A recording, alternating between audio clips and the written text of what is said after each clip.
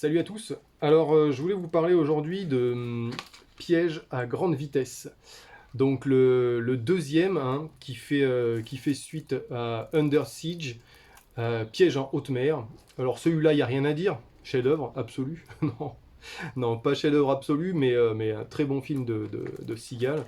Euh, c'est vrai que l'univers du bateau pour un style Die Hard, c'était un peu plus facile, parce qu'il y a de quoi se cacher dans un bateau, il y a les cales, etc. Là, déjà, est-ce qu'il se tire pas une balle dans le pied au niveau scénario à faire ça dans un train? Parce que dans un train, pour se planquer, bah, c'est tout droit, quoi, hein. Donc, je pense qu'ils ont un peu tiré les ficelles, mais c'est surtout que Steven Seagal, il est assez grand, donc pour le faire passer dans des petits tunnels, des petits couloirs, voilà, dans le train, c'est un peu compliqué. Mais pourquoi j'avais envie de vous parler de celui-là? Parce que pas mal de monde disent que c'est un énorme nanar. Moi, je l'ai trouvé pas si mal que ça, comparé à tout ce qui s'est fait après, etc. Euh, Franchement, je le trouve vraiment pas mal par rapport à la suite de sa carrière, par rapport à celui où il sort du coma, qui était même plus vieux que ça, il me semble, qui était vraiment pas bien du tout. Celui-là m'a plutôt bien plu. Le seul gros bémol du film, je trouve, c'est le méchant, l'espèce d'informaticien qui s'est fait virer de la CIA et tout. Je le trouve vraiment. Il a un ressort trop comique dedans, en fait. Déjà, il a les cheveux bouclés et tout. C'est rare qu'on voit les méchants avec des cheveux bouclés, ça fait pas trop peur. Voilà, il fait le sadique, mais il le tient pas du tout. En revanche, son second, le second méchant est vraiment pas mal, du coup, là, un peu plus de le style Dolph Lundgren. Et, euh, et j'ai bien aimé. Alors, bon, voilà, c'est sûr on est bien en dessous du premier. Mais le premier, moi, ce qui m'avait un petit peu énervé, un petit peu, voilà, pas trop plu. Alors, bon, on a le combat de couteau contre. Comment il s'appelle? Merde, j'ai oublié son. Contre Tommy Lee Jones, c'est ça, c'est Tommy Lee Jones, le combat de couteau contre Tommy Lee Jones qui est nul à chier, quoi. Bon, c'est bien filmé, ils font ça rapidement, donc ça passe, mais maintenant ça a mal vieilli, cette scène-là.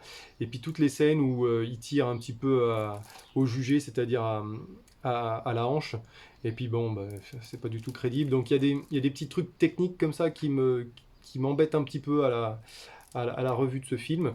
Mais voilà, dans l'ensemble, c'est quand même plutôt pas mal. Là, celui-là va être un peu plus, je trouve, réaliste dans ses scènes d'action. Oui, ouais. Je trouve que, alors quand il balance une bombe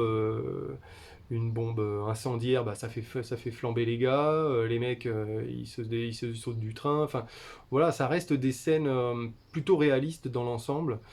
Euh, alors effectivement, il y a un moment, il se retrouve hors du train, il arrive à revenir dedans. Ça, c'est pas mal, tout ça.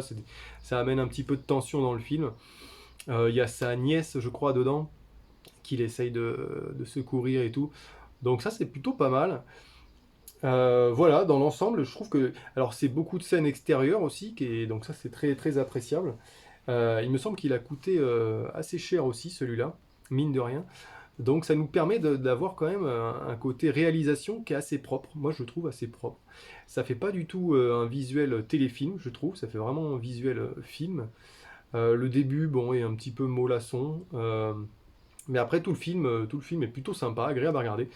Je crois que je l'avais vu, mais il y a très très longtemps. Et le fait de l'avoir revu, ben, franchement, je m'attendais à un gros nanar, m'ennuyer beaucoup. Et en fait, je l'ai vraiment beaucoup apprécié. Donc, dommage que je ne l'ai pas en Blu-ray. Là, j'aimerais bien le trouver en Blu-ray aussi parce que les scènes d'action, les explosions sont quand même bien faites. Et je pense que ça doit bien rendre en Blu-ray. Bon, celui-là, je ne l'ai pas ouvert, mais je le connais par cœur.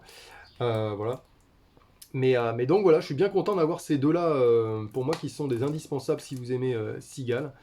Euh, voilà, c'était le hors-série puisque je vais essayer de revenir plus sur des films de guerre. Mais bon, on reste quand même dans l'action. A plus.